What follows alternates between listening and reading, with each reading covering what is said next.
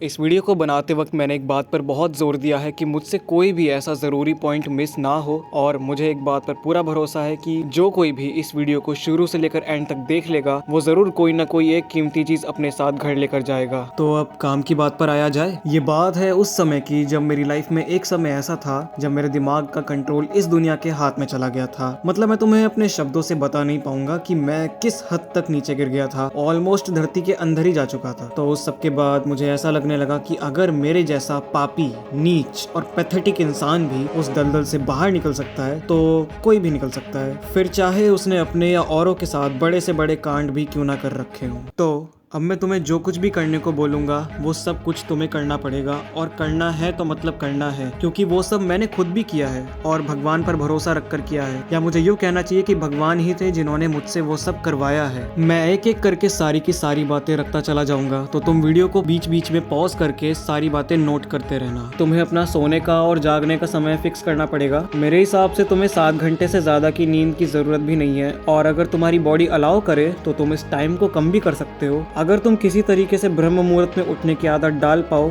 तो और भी ज्यादा अच्छा है। अब जैसे ही सुबह को तुम सोकर उठोगे, तुम्हें अपने बिस्तर पर बस बैठ जाना है और अपने मन में किन्हीं भी 5 भक्तों या संतों का नाम बस याद करना है, जैसे कि तुलसीदास जी, रामकृष्ण परमहंस जी, श्री चैतन्य महाप्रभु जी, मीराबाई जी, हरिवंश महाप्रभु जी। और अगर तुम किसी और धर्म से हो तो तुम्हें जो स्पिरिचुअल लगता हो वो याद कर सकते हो। अब ये करने के बाद तुम्हें अपने बिस्तर से उठ जाना है और अपने बिस्तर को वापस से ठीक करना है। वो तकिया, वो रजाई, चादर, सब कुछ उसकी जगह पर वापस रख देना है। अब तुमको फ्रेश होने के बाद एक्सरसाइज करनी है। मेरे ख्याल से कम तुम्हें 15 मिनट तो एक्सरसाइज करनी ही चाहिए, और उसकी इंटेंसिटी को तुम धीरे धीरे बढ़ा भी सकते हो, वो तुम्हारे ऊपर है। एक्सरसाइज कर लेने के बाद तुम्हें नहा लेना है, और उसके बाद कम से कम तुम्हें 15 या 20 मिनट भगवान को देने हैं। तुम नाम जप कर सकते हो, मंदिर जा सकते हो, कोई पाठ पढ़ सकते हो, और अगर दूसरे धर्म से हो तो जो तुम्हें स्पिरिचुअल लगता हो वो कर सकते हो। अगर ये काम तुम सुबह के समय ना कर पाओ तो भी कोई बात नहीं, तुम शाम के समय कर लेना, लेकिन प्लीज पूरे दिन में करना जरूर एक टाइम पर। अब ये सब करने के बाद तुम्हारे अंदर इनफ डिसिप्लिन बिल्ड हो चुका होगा जिसका इस्तेमाल करके तुम अपने पूरे दिन के जरूरी काम कर पाओगे, और तुम पहले से ज्यादा पॉजिटिव और एनर्जेटिक भी फील करोगे। तुम्हें रोज अपने माता पिता के चरणों का स्पर्श करना है। मैं खुद करता हूँ भाई, और अगर घर में कोई और बड़ा इंसान हो तो उसके भी कर सकते हो। पूरे दिन में अगर तुम चाहो तो कुछ समय अपने खुद के लिए भी निकाल सकते हो, जैसे कि कोई हॉबी फॉलो करना, घर में आपस में टाइम स्पेंड करना, या फिर सो जाना। हाँ, बस शाम के समय मत सोना। तो अब हम बात करेंगे कि हमें कैसे अपने दिन को खत्म करना है। जैसे कि मैंने थोड़ी देर पहले तुमसे कहा था कि तुम अपने सोने का और उठने का समय फिक्स करोगे। एज्यूम करो कि तुमने 11 बजे का सोने का समय सेट कर रखा है, तो उसका मतलब ये है कि 11 बजते ही तुम्हारी कमर बेड पर सीधी हो जानी चाहिए, और उसके बाद तुम्हें फोन तक को भी हाथ नहीं लगाना है। लोगों की ना एक बहुत बुरी आदत होती है कि जब वो सोने जा रहे होते हैं तभी उन्हें दुनिया के सारे सबसे जरूरी काम याद आते हैं, लेकिन तुम्हें वो बिल्कुल भी नहीं करना है। और अब जब तुम बिल्कुल सोने जाने वाले हो तो तुम्हें सोने के ठीक बस 5 मिनट पहले दोबारा से एक बार भगवान को याद करना है, जिसके लिए तुम अपना कोई भी मनपसंद भजन सुन सकते हो, और इसके बाद तुम सो सकते हो। तो अब तक तुम ये जान चुके हो कि हमें कौन कौन से काम पूरे दिन में करने हैं। अब हम इस बारे में बात करेंगे कि हमें कौन कौन से काम नहीं करने हैं और हमें किन किन सावधानियों का पूरा ध्यान रखना है। घमंड मत करना भाई, ये सबसे जरूरी पॉइंट है जिसको ऑलमोस्ट हर कोई इग्नोर करता है। हर बड़े से बड़ा इंसान सिर्फ इसी वजह से डूबने लगता है। अब से तुम्हें कुछ भी बाहर का उल्टा सीधा खाना नहीं खाना है। तुम्हारी बुद्धि तब तक पवित्र नहीं हो सकेगी जब तक तुम्हें शुद्ध घर का खाना नहीं मिलेगा।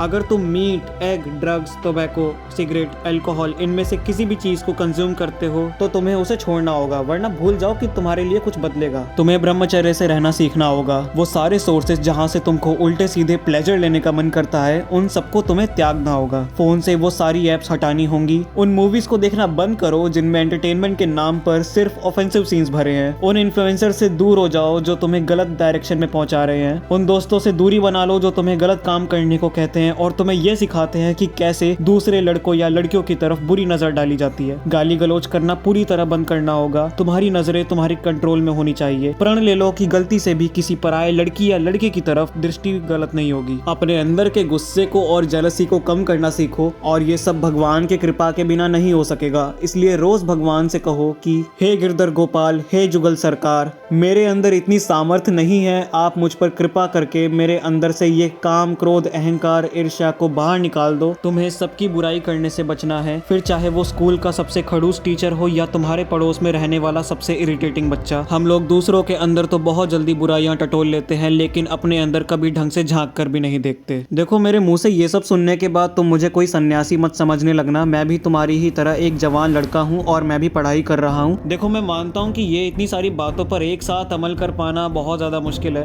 लेकिन अगर तुम अपने पूरे दिन के एक एक स्टेप को ध्यान में रखते हुए चलो कि कहीं वो किसी भी तरीके से मेरे लिए हानिकारक ना हो, तो यकीन मानो तुम बहुत कम समय में बहुत सारी बुरी आदतों को ऐसे ही छोड़ दोगे। और इसके बाद तुम्हें अपनी आगे की जिंदगी में कैसे आगे बढ़ना है वो सब तुम्हें भगवान गाइड करेंगे, लेकिन बस तुम्हें उन पर भरोसा रखना होगा और उनका हाथ पकड़कर चलना होगा। मैं खुद आज जो कुछ भी हूँ सिर्फ उन्हीं के कारण हूँ, उन्हीं की कृपा के कारण हूँ, वरना आज शायद तुम में से कोई भी इस वीडियो को नहीं देख पाता। मेरे दोस्त, मैं तुम्हारे लिए विनती करता हूँ कि अगर मैं इस वीडियो में तुम्हें कोई जरूरी बात कहना भूल गया तो भगवान तुम तक वो भी पहुंचा दे। देखो, मुझे फर्क नहीं पड़ता कि बाकी लोग YouTube पर आकर तुम्हें कौन सा ज्ञान बांट कर जा रहे हैं। मैंने जो अपने एक्सपीरियंस से सीखा है मैं तुम्हारे साथ वही शेयर कर रहा हूँ। इसके आगे मेरे पास और कुछ भी नहीं है। अब बस तुम्हें इन सब बातों को ध्यान में रखते हुए अपने जीवन को जीना है, और मैं आशा करता हूँ कि इसके बाद तुम्हें कोई और वीडियो देखने की जरूरत ना पड़े। मैं कमेंट्स में तुम लोगों के एक्सपीरियंस का इंतजार करूंगा। आगे अगर भगवान की इच्छा हुई तो हम लोग दोबारा मिलेंगे। तब तक के लिए बाय बाय, राधे राधे।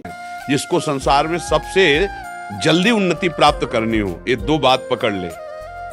भगवान से मनाए कि कभी किसी की सेवा का अवसर हमें दीजिए। माता पिता गुरु जिसको हमें अवसर मिला है, बहुत बड़ी, मतलब ये बिल्कुल रामबाण औषधि समझो कि इसमें अचूक वो तुम्हारे प्रारब्ध को विध्वंस कर देगी। जहां तुमने किसी असहाय की बिना स्वार्थ के, बिना कुछ लेने की भावना के और तन मन धन वचन से सेवा की और भगवान का स्मरण किया, ये तुम्हारे पूर्व प्रारब्ध का नाश कर देगा।